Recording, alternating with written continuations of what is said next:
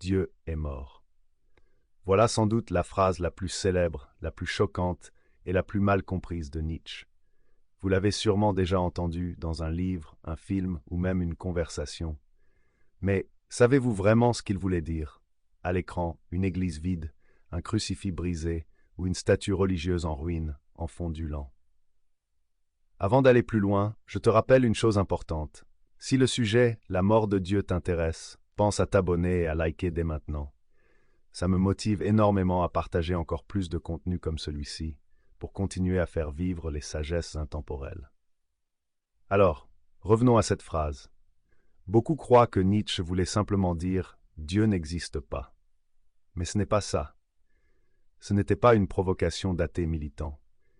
Ce qu'il a écrit va bien au-delà. Nietzsche parlait de la fin d'un monde où Dieu servait de centre, de repère et de fondement à nos valeurs. En d'autres termes, il annonçait que tout ce sur quoi reposait notre civilisation allait s'effondrer. Et ça change tout. Parce que si Dieu est mort, alors les certitudes qui structuraient notre vie, le bien, le mal, le sens de l'existence, vacillent aussi. Ce n'est pas seulement une question religieuse, c'est une question de civilisation, de philosophie, d'humanité. Et c'est là que ça devient passionnant et vertigineux. Car Nietzsche ne se contente pas de constater la disparition d'un repère millénaire. Il nous met face à une question terrible. Que faisons-nous, nous, humains, quand l'ancien sens disparaît? Comment inventer une vie qui a encore du sens alors que le socle s'est effondré? Dans cette vidéo, je vais t'expliquer pourquoi Nietzsche a prononcé ces mots, quelles conséquences ils ont eues pour la philosophie, et surtout comment cette idée résonne encore aujourd'hui, dans un monde où beaucoup cherchent désespérément du sens. Mais reste bien jusqu'à la fin, parce que tu vas voir que cette formule, aussi choquante soit-elle, cache peut-être une des clés les plus puissantes pour comprendre notre époque et transformer ta propre vie.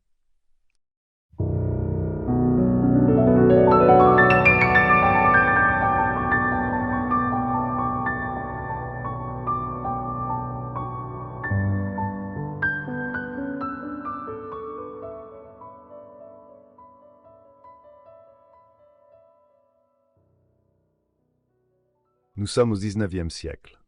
L'Europe change à une vitesse vertigineuse. Les révolutions industrielles transforment les villes, la science repousse sans cesse les limites, et les églises commencent à se vider. Les grandes certitudes qui guidaient la vie depuis des siècles se fissurent peu à peu. Imaginez une époque où l'on commence à douter de tout, des dogmes religieux, des vérités morales transmises depuis des générations, et même du sens même de l'existence. Le monde paraît encore debout, mais les fondations se craquellent. C'est dans ce climat que Nietzsche arrive et lâche une bombe philosophique. Dieu est mort. Pas une provocation gratuite, pas une phrase jetée en l'air pour choquer. Il parle d'un constat. Dieu, qu'on y croit ou non, représentait le socle de nos valeurs, l'étoile fixe autour de laquelle tournait notre civilisation. Et désormais, ce repère central s'effondre. Pensez-y. Pendant des siècles, la morale, la politique, les lois, tout reposait sur une idée d'ordre divin. Mais soudain, ce pilier disparaît. Que reste-t-il alors? Des hommes et des femmes face à un vide immense. Nietzsche n'annonce pas la mort d'un être surnaturel, il annonce la mort d'un monde, et il comprend immédiatement les conséquences vertigineuses de ce basculement. Car si Dieu est mort, que devient le bien et le mal? Que devient le sens de la vie? Comment tenir debout quand le sol se dérobe sous nos pieds? C'est ici que son message devient à la fois inquiétant et fascinant. Parce qu'il ne s'agit pas seulement d'un constat, c'est une mise en garde, mais aussi une invitation. Une invitation à inventer autre chose, à se réinventer. Mais inventer quoi? Sur quelle base reconstruire un monde quand l'ancien s'écroule? C'est précisément là que le voyage commence. Nietzsche n'a pas lancé la formule « Dieu est mort » comme une simple provocation. C'était pour lui un constat lucide. Dans la société moderne, la religion avait perdu l'autorité qu'elle exerçait depuis des siècles. Les progrès de la science, l'essor de la pensée critique, l'industrialisation, tout cela avait peu à peu grignoté la force des croyances traditionnelles. Dire Dieu est mort, ce n'était pas nier l'existence d'un être divin, mais reconnaître que les valeurs chrétiennes, autrefois la grande boussole de l'Occident, ne suffisaient plus à orienter la vie humaine. Pendant des siècles, elles avaient donné sens et direction. Mais au XIXe siècle, cette boussole s'était brisée. Nietzsche nous avertit, il faut oser regarder cette vérité en face, même si elle dérange. Et quand la boussole disparaît, c'est là que surgit le danger du nihilisme. Sans repère absolu, tout semble se vider de sa valeur. Plus de sens, plus de direction. L'homme devient comme un navire perdu en pleine mer, ballotté par la tempête sans savoir où aller. Ce vertige n'appartient pas seulement au XIXe siècle. Il nous touche encore aujourd'hui.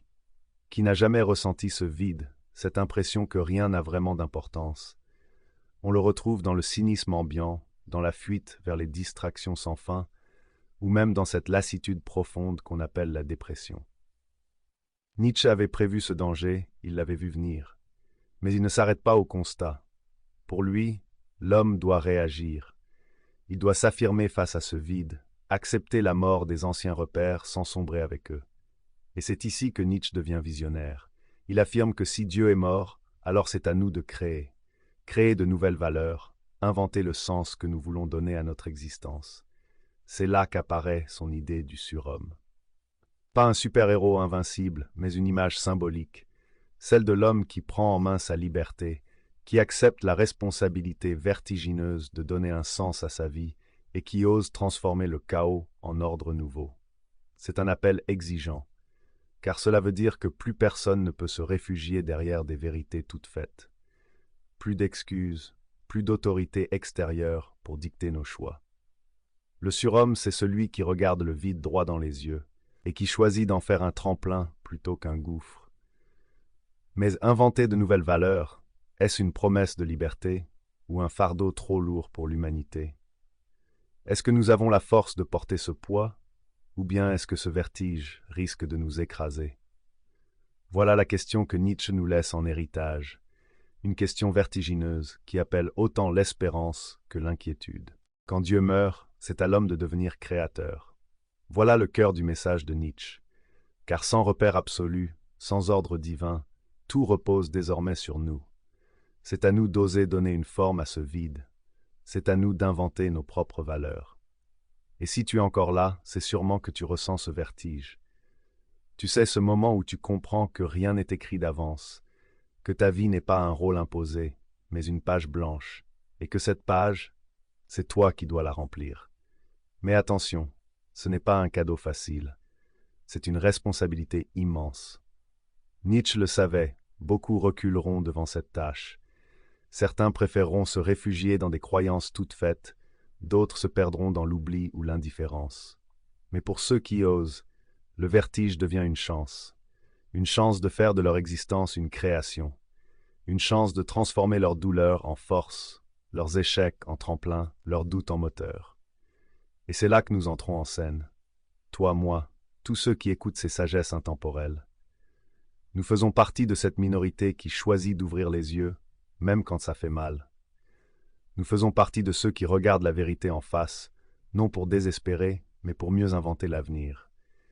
Car la mort de Dieu n'est pas seulement une tragédie, c'est aussi un appel à refuser la résignation, un appel à ne pas subir notre époque, mais à la transformer.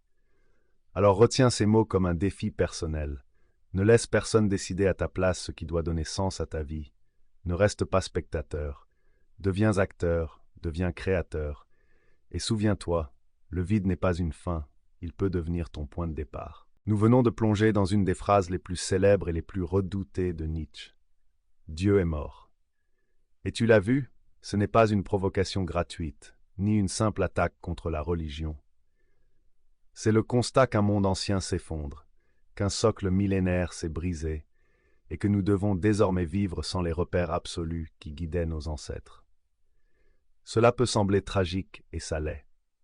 Car sans boussole, l'homme risque de sombrer dans le nihilisme, de croire que plus rien n'a de valeur. Mais c'est aussi une chance, une ouverture vertigineuse. Nietzsche nous rappelle que si Dieu est mort, alors c'est à nous de devenir créateurs, de transformer le vide en tremplin, le chaos en énergie, et d'oser donner du sens à notre propre vie. Mais il ne s'est pas arrêté là, car une question demeure. Comment reconstruire après un tel effondrement? Comment inventer de nouvelles valeurs capables de porter l'humanité? Pour Nietzsche, cela passe par deux concepts fascinants, le surhomme et la volonté de puissance. Deux idées qui ne parlent pas de super-héros, mais de l'homme en devenir, de l'homme qui choisit de se créer lui-même. Et c'est ce que nous verrons dans le prochain épisode. Le surhomme et la volonté de puissance, l'homme en devenir. Alors, si cette réflexion t'a éclairé et que tu veux continuer ce voyage au cœur des sagesses intemporelles, abonne-toi et like la vidéo. Ce n'est pas un simple geste, c'est ta façon de dire que toi aussi, tu refuses les vérités toutes faites et que tu veux explorer plus loin ce que Nietzsche avait entrevu. Ensemble, faisons résonner cette quête dans notre époque.